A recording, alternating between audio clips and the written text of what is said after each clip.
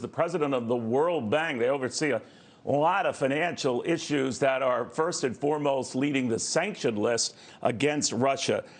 David, very good to have you. Hello, Neil. It's very good to have you back on. No, and I appreciate it. We haven't talked in a while, my friend, so I'm very honored to have you. If you don't mind, I'd like to go kind of in a laundry list here where the World Bank stands and how it's interpreting what's been going on the financial sanctions. A lot of them, David, have yet to go into effect. I understand that. But is there some surprise at your level that they have not altered Russia's behavior, more pointedly, Vladimir Putin's behavior? I can't speak to the sanctions. What we're looking at is Russia that's had economic challenges over the years and really over the decades. And so this hits them hard from the standpoint of their interaction with world financial markets, their dependence on China. So we'll have to see where that goes. Mostly what I'm focused on right now is loss of life in Ukraine and how can we provide financing for that to help them wherever we can right now.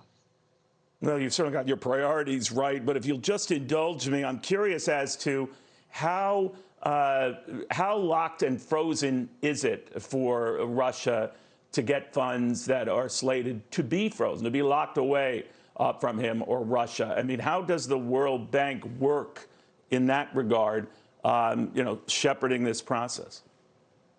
We're not engaged in that. The U.S. has put in strong sanctions. Europe has put in strong sanctions, and it affects world oil trade and also the food trade, which is so important. Both Russia and Ukraine were big providers of food, and now as banks stop working with Russia, then it changes the trade lines going on.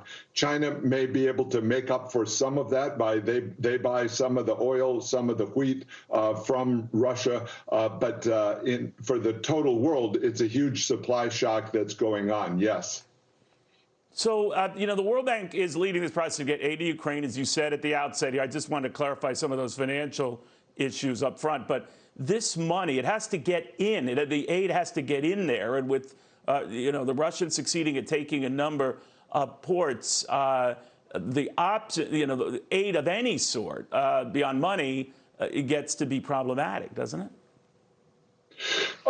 The direct food and gasoline supplies and so on my impression, is still making their way across the border. As far as financing, we're still operating with the finance ministry and with the central bank and very closely with the IMF on this. So my understanding is there is still a substantial need in Ukraine for grants now and for financing for payment of the ongoing, call it war effort, the ongoing development effort and food and medicine efforts that they need to do as a government. So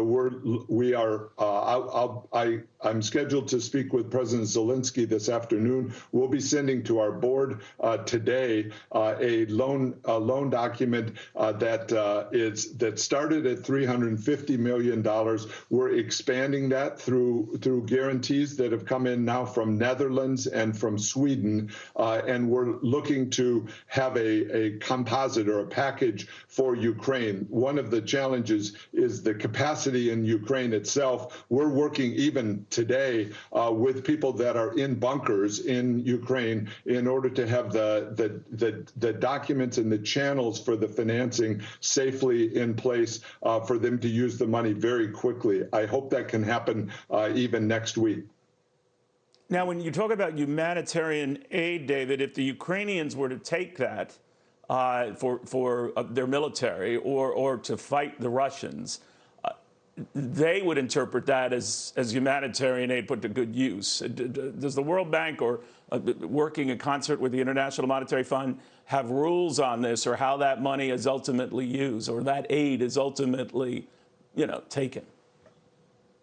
We have a longstanding large program with Ukraine. So these operations are part of that program, which are development programs. They're programs that help Ukraine with its industries, and so we're working fully in that sphere, Neil.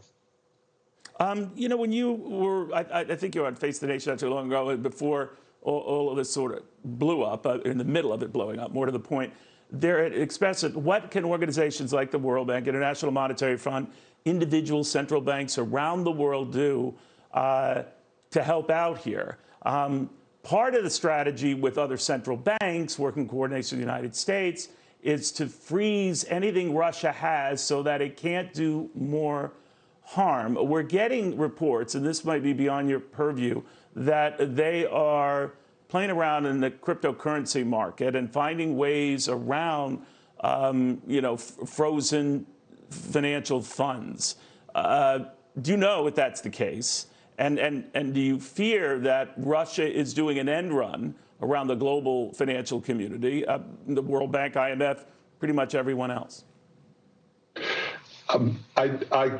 I don't know about what you're talking about there. I'm sure there are lots of operations underway by very sophisticated central banks, including Russia, to adjust to the sanctions. This is the first time that a G20 central bank, a group of 20 major nations central bank, has been sanctioned in this way. So it's very powerful. So what we've done is stopped all operations in Russia, also in Belarus, and so I know what you're trying to get at is this having an impact on Russia, and I think it's having an immense impact on Russia and on Russians, both the sanctions, also the weakness and devaluation of the ruble. These hit people hard.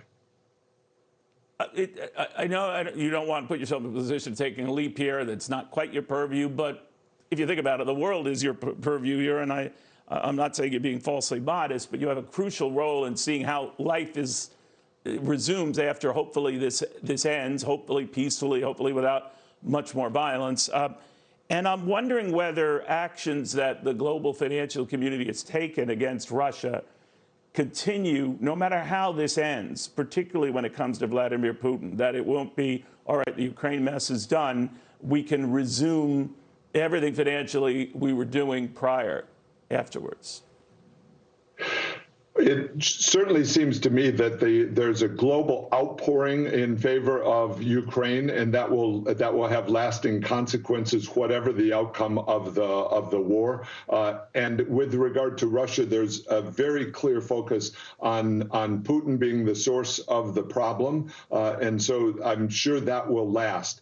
After these are not new things for Russia. They invaded Hungary in 1956 and Czechoslovakia in 1968, Georgia in 2008. After an Olympics, they waited for the end of the Olympics, invaded Georgia, and are still there in Georgia. And they, of course, invaded Crimea right after an Olympics. And so there's a history of this, and I think the world is taking this. Well, this is a much deeper and broader war, and the world is taking it very seriously, as they should.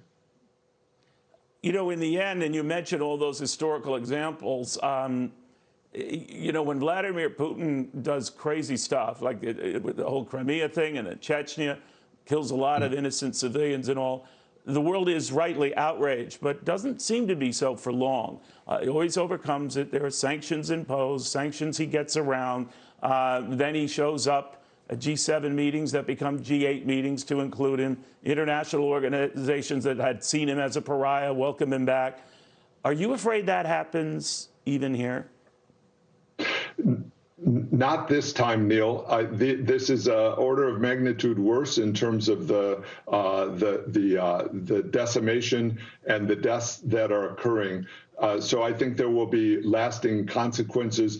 This is, as you say, pushing beyond my limits. I listen to my shareholders, and they are they are horrified. I met with them a week ago Thursday, so some 10 days ago. I had met with President Zelensky in Munich 2 weeks ago, and then with my board, and there was consternation, shock, and horror at what's going going on. I think that continues and is likely to stay in place. One issue important is how does China react? But I think as you look at the situation, China itself has to be horrified at where this is developing.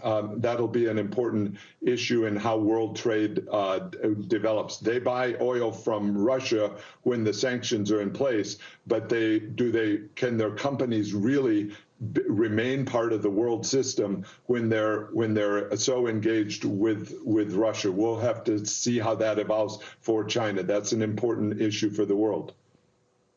Oh, so anyone associated with Russia going forward, that's something you're looking at? Well, incorrect that I'm looking at it. You know, the sanctions are a powerful global force, and there are also international justice system that will be in play. The United Nations is playing an important role in this, and so I think the outpouring from the world is gigantic, is way beyond the effort that was done after Crimea, and will endure, I think, for a long, long time. All right, David Malpass, a real pleasure. Thank you for taking the time. Be safe, be well. David is the president of the World Bank, a key player in how all of this sorts out and gets coordinated. A very crucial role here at a time when you're dealing with some of the most prominent nations on the planet at loggerheads. All right.